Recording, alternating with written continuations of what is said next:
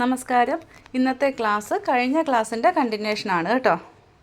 കഴിഞ്ഞ ക്ലാസ്സിൽ long French knot leaf design വരെയായിരുന്നു പഠിച്ചത്. ഇനി നമുക്ക് ലോങ് ഫ്രഞ്ച് നോട്ട് യൂസ് ചെയ്ത് ഒരു ഫ്ലവർ ഡിസൈൻ ചെയ്യാം. ആദ്യം ഫ്ലവറിൻ്റെ സെൻറ്റർ ഇതേപോലെ ഒന്ന് മാർക്ക് ചെയ്ത് കൊടുക്കുക. ഇനി ഫ്ലവറിൻ്റെ ഓരോ പെറ്റൽസും ഇതേപോലെ ഒന്ന് ഡ്രോ ചെയ്ത് കൊടുക്കുകയാണെങ്കിൽ നമുക്ക് സ്റ്റിച്ച് ചെയ്യാൻ ഈസി ആയിരിക്കും. സർക്കിൾ വരച്ച് വേണേലും ഫ്ലവർ ചെയ്യാം കേട്ടോ. ഫ്രഞ്ച് നോട്ട് നിങ്ങൾ ഫസ്റ്റ് ടൈം പ്രാക്ടീസ് ചെയ്യുകയാണെങ്കിൽ ഫ്ലവർ ഡിസൈൻ ചെയ്യുമ്പോൾ വരച്ചിട്ട് തന്നെ ചെയ്യണം കേട്ടോ. അല്ലെങ്കിൽ ചിലപ്പോൾ ലെന്ത് കയറി ഇറങ്ങിയൊക്കെ പോവും.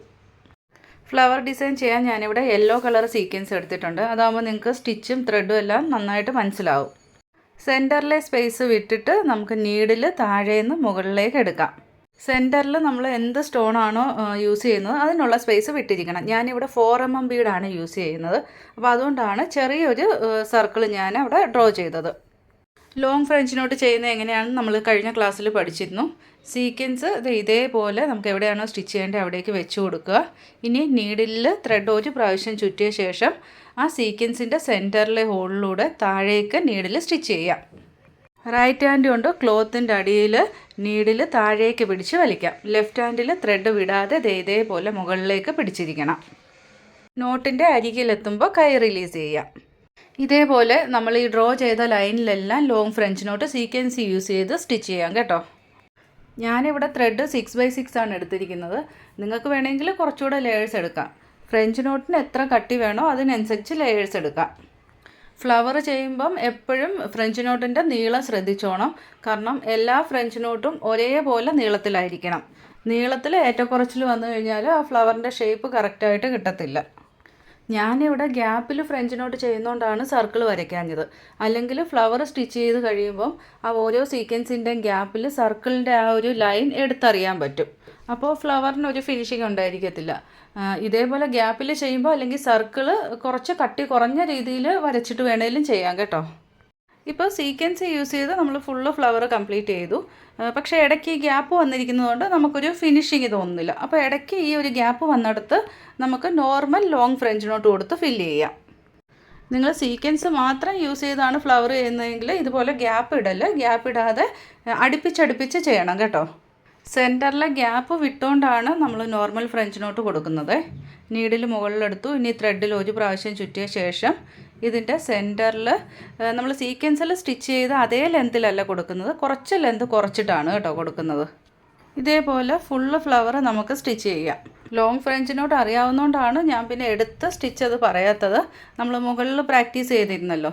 ഇവിടെ ഞാൻ ഒരു പ്രാവശ്യം മാത്രമേ നീഡിലിൽ ത്രെഡ് ചുറ്റിയിട്ടുള്ളൂ. നിങ്ങൾക്ക് വേണമെങ്കിൽ 2 പ്രാവശ്യം ചുറ്റാം കേട്ടോ. അതുപോലെ ഫ്രഞ്ച് നോട്ടും long French knot, ring knot, lazy daisy ഇതൊക്കെ അരി വർക്കിൽ വളരെ ഇമ്പോർട്ടൻ്റ് ആയിട്ടുള്ള ഒരു സ്റ്റിച്ചാണ്.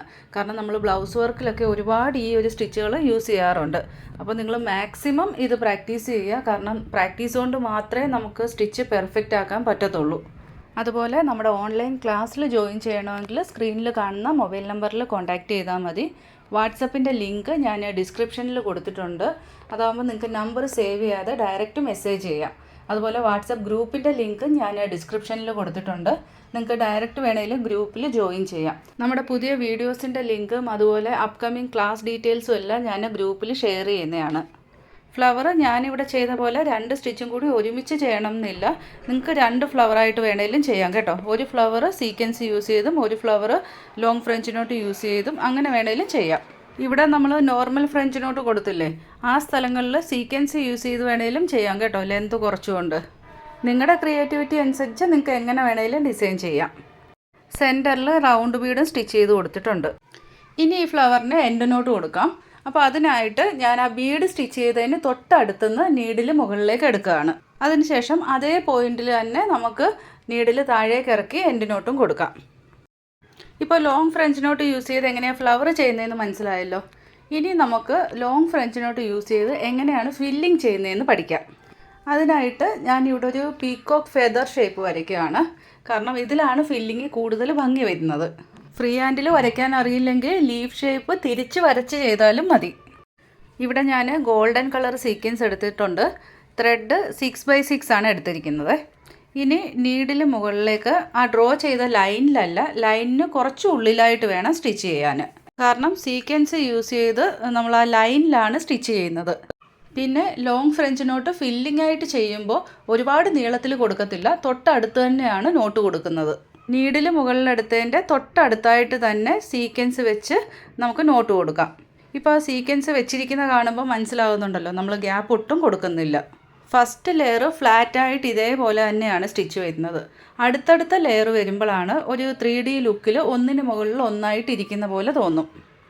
ലോങ് ഫ്രഞ്ച് നോട്ടിൻ്റെ ഫില്ലിങ് സീക്വൻസ് യൂസ് ചെയ്ത് മാത്രമേ നമ്മൾ ചെയ്യത്തുള്ളൂ കേട്ടോ. അല്ലാതെ normal long French knot use ചെയ്ത് നമ്മൾ ഫില്ലിങ് ചെയ്യാറില്ല. സീക്വൻസ് യൂസ് ചെയ്യാതെ കൂടുതലും ഫില്ലിംഗ് ആയിട്ട് ലീഫ് ഡിസൈനിലാണ് ലോങ് ഫ്രഞ്ച് നോട്ട് യൂസ് ചെയ്യുന്നത്. ഇപ്പോൾ ഫസ്റ്റ് ലെയർ നമ്മൾ സ്റ്റിച്ച് ചെയ്ത് കഴിഞ്ഞു. ഇപ്പോൾ നിങ്ങൾക്ക് മനസ്സിലായി കാണുമല്ലോ എത്ര നീളത്തിലാണ് നമ്മൾ ആ ലോങ് ഫ്രഞ്ച് നോട്ട് കൊടുത്തതെന്ന്. ഇനി ഇതിന് തൊട്ട് താഴെയായിട്ട് നമുക്ക് അടുത്ത ലെയർ ചെയ്യാം. അടുത്ത ലെയർ ചെയ്യുമ്പോഴും ഇതേപോലെ ലെങ്ത്തിലാണ് നമുക്ക് ചെയ്യേണ്ടത്. ആ സീക്വൻസ് ഇപ്പം നമ്മൾ മുകളിൽ നോട്ട് കൊടുത്തിട്ടില്ലേ, അതിന് മുകളിൽ വരുന്ന രീതിയിലാണ് സ്റ്റിച്ച് ചെയ്യേണ്ടത്. അതായത് മുകളിലത്തെ ലെയറിൻ്റെ നോട്ടിൻ്റെ പകുതി മാത്രമേ പുറത്തേക്ക് കാണത്തുള്ളൂ. തൊട്ട് മുകളിലത്തെ ലെയറിൻ്റെ നോട്ടിനോട് ചേർന്ന് നീഡിൽ താഴേക്ക് ഇറക്കിയാൽ മതി. അപ്പം ഒന്നിൻ്റെ മുകളിൽ ഒന്നായിട്ട് നമുക്ക് സ്റ്റിച്ച് വരും. അതുപോലെ സെക്കൻഡ് ലെയർ തൊട്ട് നമ്മുടെ സീക്വൻസ് ഫ്ലാറ്റായിട്ടല്ല ഇരിക്കുന്നത്, കുറച്ച് മുൻപോട്ട് സ്ലാൻറ്റിംഗ് ആയിട്ടാണ് ഇരിക്കുന്നത്. ഇപ്പോൾ ഞാൻ തേർഡ് ലെയറും കംപ്ലീറ്റ് ചെയ്തു. ഇപ്പോൾ നിങ്ങൾക്ക് ഈ ഒരു സ്റ്റിച്ചിൻ്റെ ലുക്ക് എങ്ങനെയാണെന്ന് മനസ്സിലാകുന്നുണ്ടല്ലോ. പീക്കോക്ക് ഡിസൈനോ അല്ലെങ്കിൽ ഫ്ലവർ ഡിസൈനോ ഒക്കെ നമ്മൾ ബ്ലൗസിൽ ചെയ്യുമ്പോൾ ഫില്ലിംഗ് ആയിട്ട് ഈ ഒരു സ്റ്റിച്ച് കൊടുത്തു കഴിഞ്ഞാൽ നല്ല ലുക്കാണ് കേട്ടോ. ഈ സ്റ്റിച്ച് കണ്ടു കഴിഞ്ഞാൽ ഒരു 3D ലുക്കാണ്. നമ്മൾ ഫ്രഞ്ച് നോട്ട് പഠിച്ചപ്പോൾ സീക്വൻസിൻ്റെ ഫ്ലവർ ഡിസൈൻ ചെയ്തില്ലേ, സെയിം അതേ ഫ്ലവർ ഡിസൈന് നമുക്ക് ഈ ഒരു സ്റ്റിച്ചിലും ചെയ്യാം കേട്ടോ. ഇതേപോലെ ഒരുപാട് നീളത്തിലല്ലാതെ ഷോർട്ടായിട്ട് ലോങ് ഫ്രഞ്ച് നോട്ട് കൊടുത്തു വേണേലും ഫ്ലവർ ചെയ്യാം. അതുപോലെ ഫില്ലിങ്ങിൽ ചെയ്യുമ്പോൾ നമ്മൾ വരച്ചിരിക്കുന്ന ലൈൻ കവർ ആകുന്ന വരെ മാത്രമേ ചെയ്യാവൂ കേട്ടോ.